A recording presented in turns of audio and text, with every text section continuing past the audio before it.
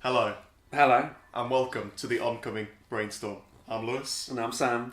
and today we are going to talk about Gorillaz, the band made by Damon Albarn and Jamie Hewlett. Yeah, honestly, Gorillaz are like my favourite band.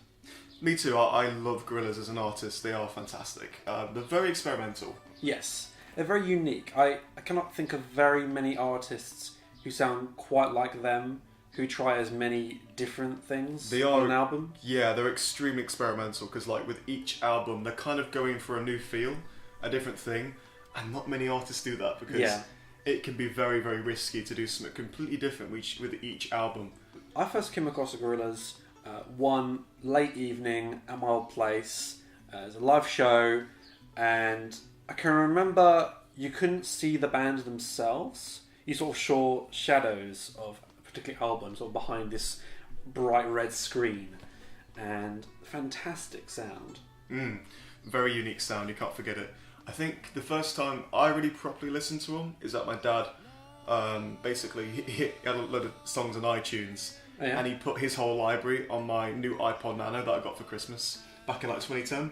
So Plastic Beach had just come out, so he'd be like kind of excited, like, oh, there's a new Gorillaz album. Oh wow. And obviously, I think I'd heard Feel Good Inc. and Dirty Harry on the radio, but I didn't know what they were called, I just knew the songs. So when I was a kid listening to my album, I'm like, I know this song, I know Dirty Harry.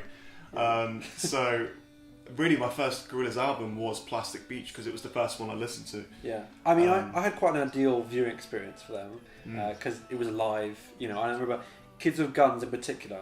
That was a track that just stuck with me for ages. I think the song that really captured me was On Melancholy Hill from Plastic Beach. That was the song that really just captured me. I just love that plasticky kind of upbeat sound. It's very sweet. Yeah, it's a great song. It's very very happy, very fast. I can remember I got that album for my birthday, in fact. Sweet. Because I saw them live at Glastonbury, which is a really good live show. Now, the album's not as good as that. In fact, I think they're generally a very good live band. Generally. With some exceptions.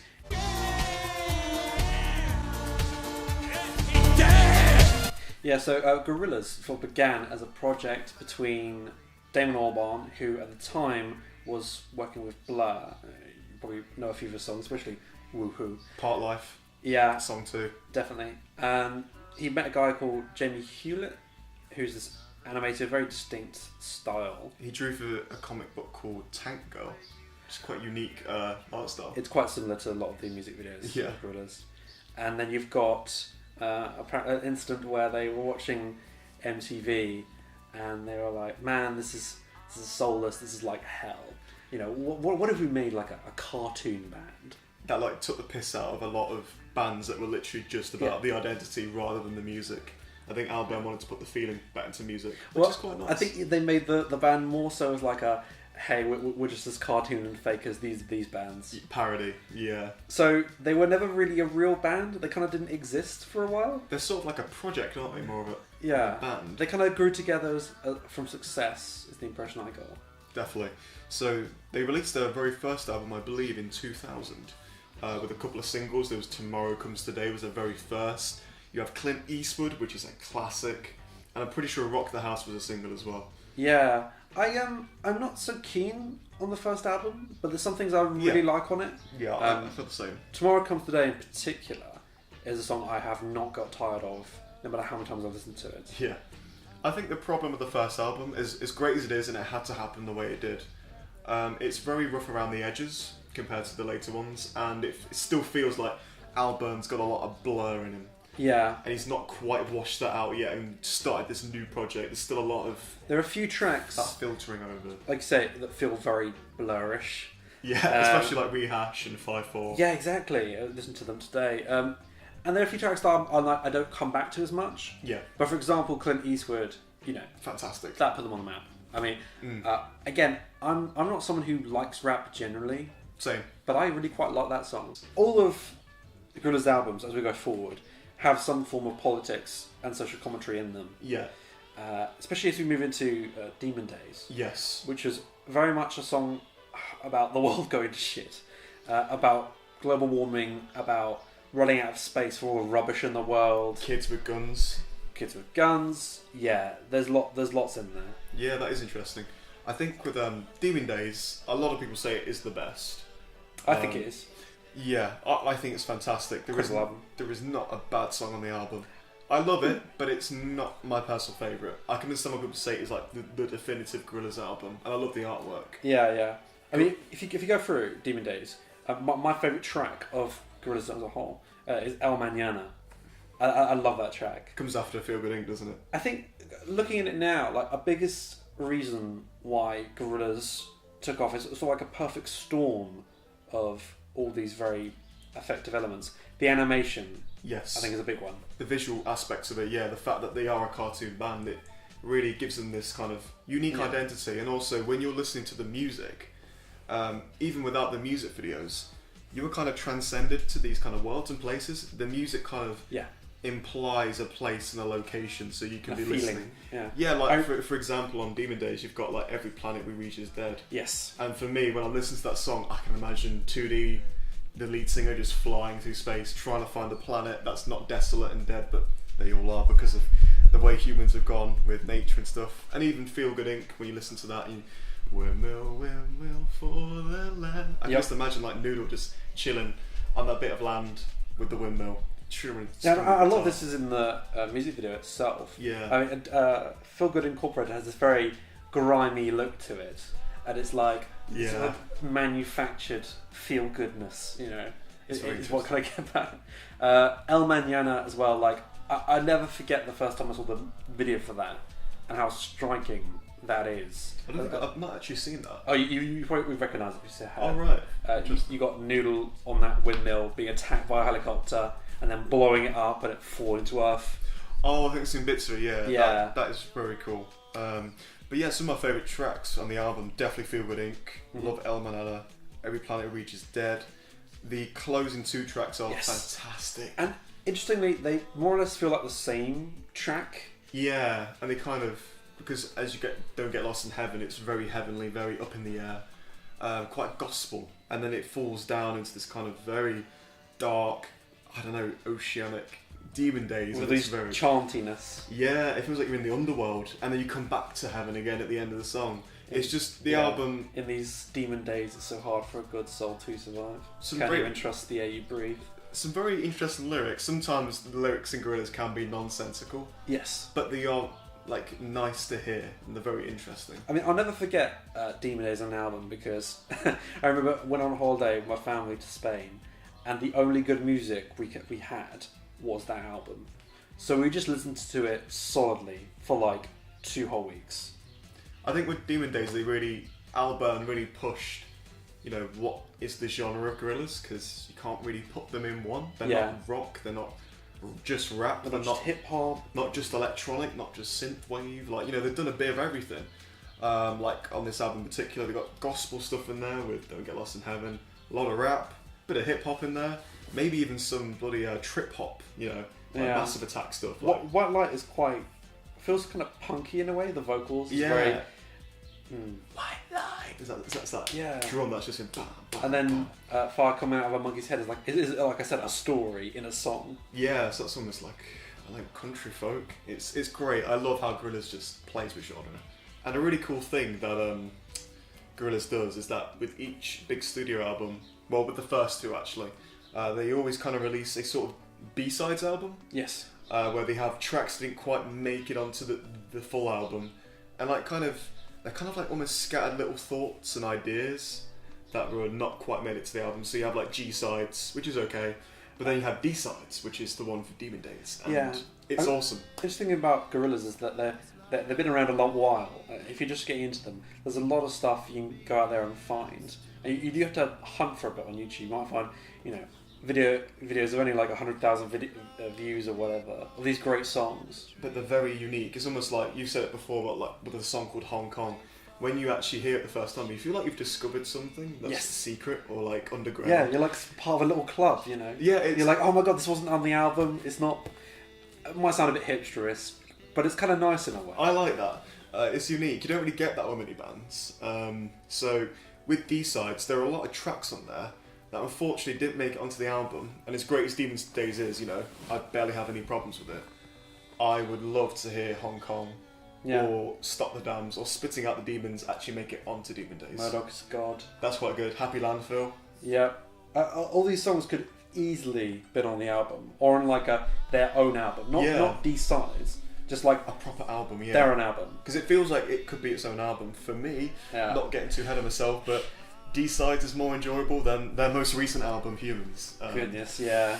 Yeah. There's a whole can of worms, but we'll get into that. Hong Kong, masterpiece, especially the live version. As I keep saying, they're a really good live band. Yeah, I mean, I love that song. It's amazing. But then we get into their third album, which came out in 2010, which is the first one I listened to. Oh yes, Plastic Beach. I love the artwork for this album. It's very, very iconic. The orangeness of this big island made out of just plastic crap, basically. Yeah, I got this one for my birthday actually because I was so looking forward to it. I think I saw them play it live at Glastonbury, which is a recording I've watched many times. This is my favourite, and for a lot of reasons.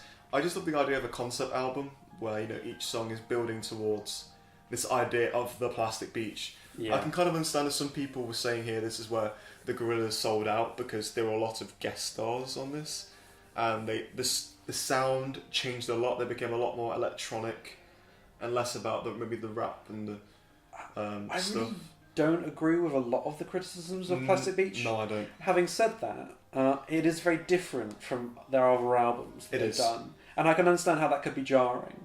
Having said that, I think they maintain the quality through and through, with maybe a few tracks that aren't quite there. Yeah, they missed the mark a little bit. And a White Flag, I think that's just a bad track. I don't like White Flag. White Flag is trash. For me, that's the only bad song on there. It's just like, oh, stop, please. Very cringy, but everything else is great. The Gorillaz have a really great sense of humour about them, and this comes through a lot on Plastic Beach.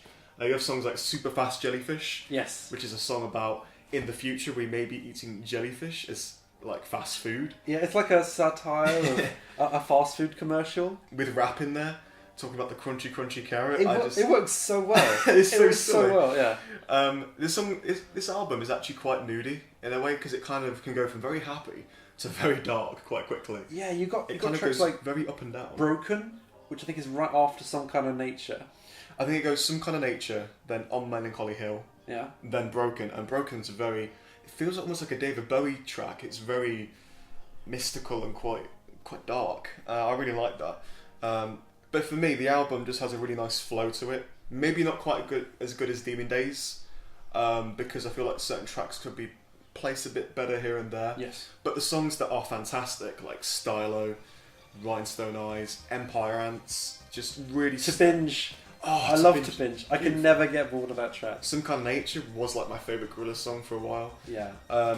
I just like the really overproduced plastic sound on this album. It just works really well. Again, I must say that the music videos they put out for this is incredible. Like the Stylo one is a car chase with Bruce Willis. Bruce Willis. Yeah, there's a bunch of shooting and shotguns. The music video for Melancholy Hill is just so cool. Awesome. There was a Rhinestone Eyes music video that was never released, and the storyboards for it looked epic. It's like this massive fight on a boat. Wow. And the black figure, the like hooded figure from Stylo was in it. He was like attacking the boat. That's awesome. It looked really cool. So there was like a whole story to it. The sad thing about Plastic Beach is that the record label EMI kind of dicked over Alburn, because Alburn wanted the whole album to be longer, and certain songs like Glitter Freeze and Pirate Jet got cut off. Cloud of Unknown. Yeah, Cloud of Unknown was a lot shorter. So EMI wanted the songs to be out fast and a lot shorter, from what I believe. And Damon Albarn literally had a trilogy of albums worth of material and content to make for Plastic Beach. And do you know what? It's only the other week or so I took a recommendation and decided to look up C-sides. I'll put this in the description if you're a Gorillaz fan, but for sure. And that's incredible. How high quality some of those tracks are. There's some songs that never made it, and we will never see the light of day because P-sides was never made. Yeah. There's a version of like I said, Pirate Jets. It's a lot longer. Cloud of Unknowing, which are awesome, and I actually think that's better with 2D's vocals. As much as I like Bobby Womack. Bobby Womack's awesome, but yeah, it's incredible with Damon's voice. Crashing Down is a really lovely song. I know, and I have no clue why it isn't on the album, because it's incredible. I think it 100% just cut White Flag, put that on the album, for God's sake. Like, even I mean, I do like the other version of Glitter Freeze, like the live version of it. It's got this really like this really harsh guitar, and it's like kind of rough around the edges, and there's much more vocals. Yeah, there's much more meat to it. Like Glitter Freeze is an okay track, but with that one, you just got so much more meat to the bone. Like, yes. It is, yeah, I just love Plastic Beach. I mean, as much as there are problems with it, there's a lot of songs that didn't make it on there. If you just made the track Plastic Beach the final track, it'd feel a bit more, the pace would make a bit more sense. Plastic Beach, I've almost forgot about that track. Yeah. The titular album, we just imagine like these space cowboys having a duel on the moon. Like, that's what I imagine when I listen to it. Alright, so after Plastic Beach, they put out, what was it, Do Your Thing? Which I think was like an update of another song. Actually, interestingly, it was, they collaborated with Andre 2000 and some other artists, I can't remember, for a Converse commercial, basically to promote Converse shoes. That's why they wear Converse in the music video. And they really zoom in on it. Yeah, so it's kind of blatant promotion. Really. I'm really not keen on Do Your Thing as a track. It's okay. I know a lot of people like it. Fair enough. There's like a 7-minute version of it that's just too much for me. But the actual animation's great. Yeah, for a music video, it looks pretty cool. They started using 3D models around this time. I prefer the 2D animation, personally, because it just looks more nicer, and I have a love for 2D animation, but I do like the 3D models. I love the style in Plastic Beach, like on Melancholy Hill, which is like spitting out an octopus. It's awesome. So cool. So yeah, they also released a very strange kind of mini project while they were on tour, touring for the Plastic Beach album. Damon Albarn made this whole album on his iPad, called The Fall, and this album is a bit controversial because it's a bit flat, a bit empty. It's a bit of like a solo project. To me, it doesn't feel like much of a real thing. Like it doesn't. It feels... It's missing that kind of rustic feel to it because I know he made it on his iPad. Yeah. It feels like it's very soulless. Yes, very devoid of like energy or emotion, I guess. I think one big problem with it is that it just, in a weird way, D-Sides is like more of an album than The Fall. Oh goodness, yeah. The Fall just feels like kind of afterthoughts. Maybe that's the point of it. And on the album cover, you just see 2D on there, which to me, I think it would have been way better if they just released this as 2D's solo album, because I can't really imagine Murdoch or Noodle or Russell, because like there's barely any drums in that, like those 3 characters being on the album as well.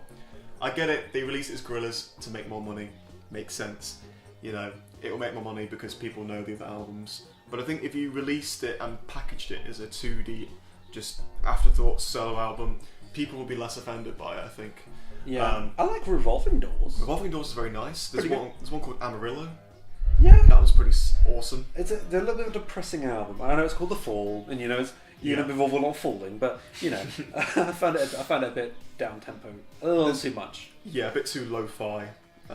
There is one called Bobby and Phoenix. It's a proper country song with Bobby Womack. Probably the best song on the album. It's so good, but it's so out of place because it's filled with a lot of emotion. To me, I think it's just a bit too clean in places. Yeah, overproduced. Okay, so now we have Humans, Hummus. And this album was one I was really excited for because honestly, anything Gorillaz I'm excited for. Yeah, and they were gone for about 5 years. Yeah, they've been gone for a long time. Yeah. And obviously Damon Albarn had to want to do his own side project, his own album. Everyday Robots. And that's okay album. It's okay, yeah. It's a very dreary. A bit too depressing. I think it needs something to spice it up. But with Humans, they were clearly going for something very different. I don't really know what they were going for with Humans. I think what happened is that Plastic Beach commercially didn't do great. I think critically people loved it, but money-wise they probably lost a bit of money from it. And I think Jamie Hewlett did say in an interview, when people kept asking him, are you going to come back to do another Gorillaz project? He said, it's very exhausting and it costs a lot of money to do. So to me that was saying, okay, with this new album, with all these guest stars, you've got a lot of people like, I don't know, New Black King, Rag and Bowman, Popcan, Danny Brown, Kalela. You've got a load of artists here, even Grace Jones. You got tons of artists. And De La Soul? For me, maybe, with the guest stars, it was like, hey, you like De La Soul? he's on the new Gorillaz track. Hey, you like Popcorn? He's on Saturn's Bars. Maybe it's to get people to listen to these songs more, make it more poppy and make it more mainstream. A few of these songs, like The Apprentice, which I really like mostly. With the Rag and Bone Man, yeah. Yeah, actually feels like quite a Rag and Bone track. Yes. By and large. And then you have this other woman and she's alright, she's good. But then you also have, at the end of it, you have blooming New Black King coming on. And he just kills the track. He ruins it. Same with Danny Brown on Submission. You have Kalela, who's very much like Little Dragon on Empire Ants and Plastic Beach. Exactly, yeah. Really beautiful, almost brings you to tears kind of female vocals. And then the last minute or so, he comes on and he's like, "Tell us about patience yesterday." See inside my X-ray. It's just like, the cringe, the levels of cringe with some of these artists. This guy just, I don't even know what he was trying to do. Why? But yeah, he also kills this track. I mean, you could say, well, it's easy, Sam. When you come onto this track, just skip in the last 30 seconds. I mean, and yeah, you can do that. You can just skip. But, like, that's effort. You shouldn't have to. Like, for example, a song like Falling Down, right, from Seaside. Crashing Down, beautiful. Sorry. And that's a song that's too short and you want it to go on longer. That's always better than a song that goes on for so long that you have to skip it. Yeah, it's better to have something that's short and sweet than something that's kind of mediocre and just drags out. Yeah. And I think a big problem with this album is that a lot of the guest stars just stick out like a sore thumb. And a big problem with Humanz is that I just feel like a lot of these tracks I can't imagine 2D because he's not in it that much. Like Damon Albarn doesn't sing that much on the album. He's in like Andromeda. Yes. Busted and Blue. Yeah. And a bit of Saturn's Burns. A bit of here and there. And then he's here like in what's it? There's moments. Ticket Tape, yeah. But there's very few songs that are just him. And actually, funny enough, Andromeda is like the best track on the album, and so is Busted and Blue. They're both amazing tracks. And they don't really have guest stars. It's just Albarn. So. And despite all the negative things we've said, like those two tracks are so good that it's honestly worth having a look at the album. Just for that. There are still some great tracks with guest artists on, like Strobe Light. I love. It feels like a proper 70s or 80s kind of dance hit. I really love Popcorn on Saturn's Bars. Yes. All my life. I just love it. And you know what? A big thing about that thing is they went to the next level with it in terms of their video. Yes, to really bring it back. Because the video, as you're watching it, it's amazing because you can kind of look around. It's a 360 view of the whole entire video. Think of how many frames they had to draw for that. Yes. The animation is beautiful. So you're like falling through this galaxy that's spinning around this planet, and there's naked Murdoch grinning at you. In the bath. The bath. It's an incredible experience. But the song on its own maybe doesn't work as well as maybe previous ones. A big problem with Humanz.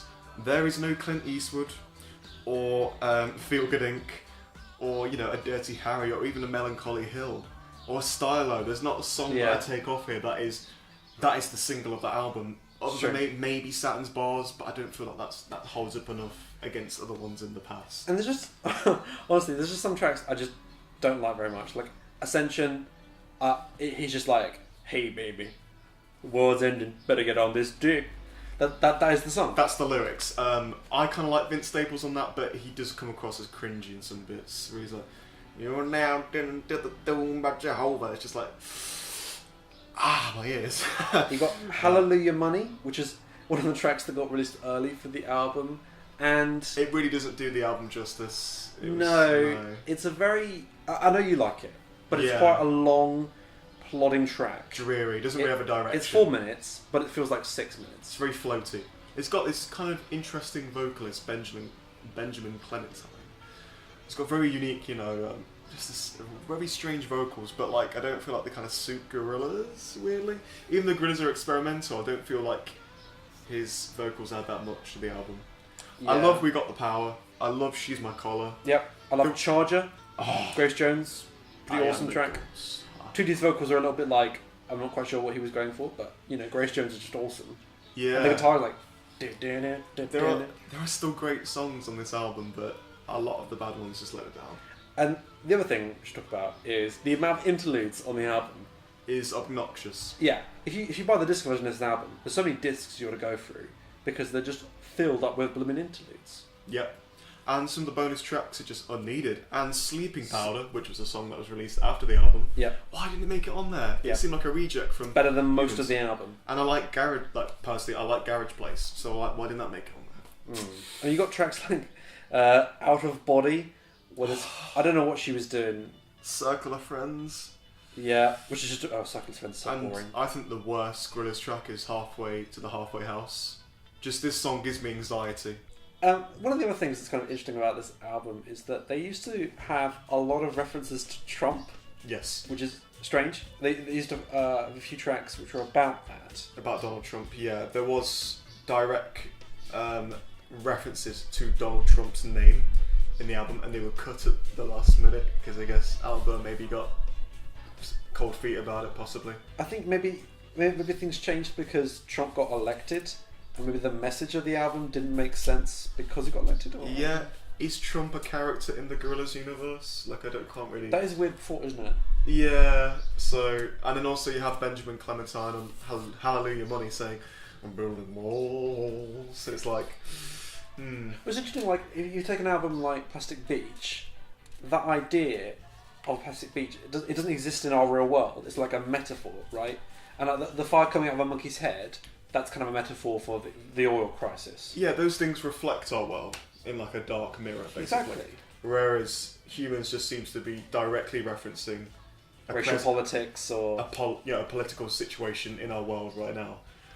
Instead of mirroring it, you could have created a character like Trump in the Gorillaz world if you wanted to. Yeah, like a complete piss take and have maybe. You think about it, Murdoch is kind of like a jumped up version of the rock star. Yeah, he's pretty much a piss stick of like people like Liam Gallagher, like that's funny to think that, yeah. The Britpop kind of singer, you know, who doesn't give a shit. Just any rock star, right? Yeah. Yeah.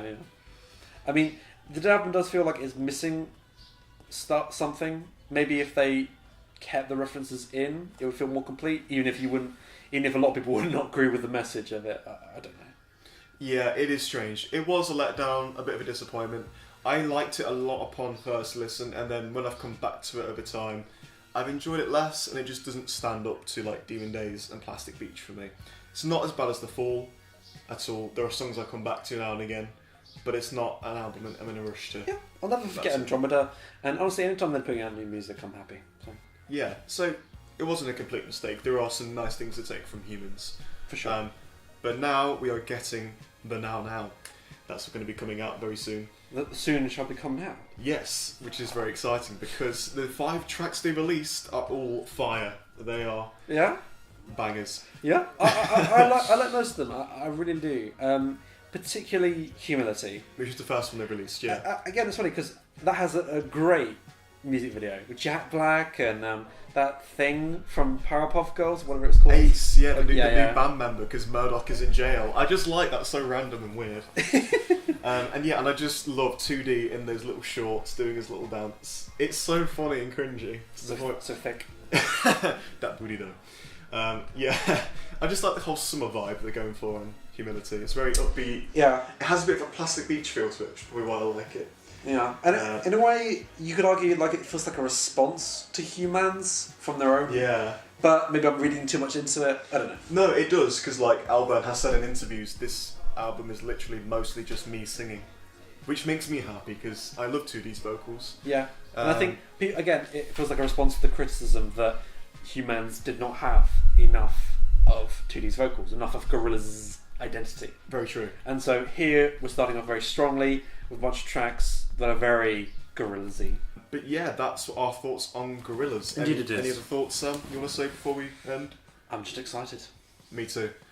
So yeah, let us know your thoughts on Gorillaz, any favourite tracks, favourite band member, favourite album by them. And thanks for watching. See you later. Bye. Goodbye.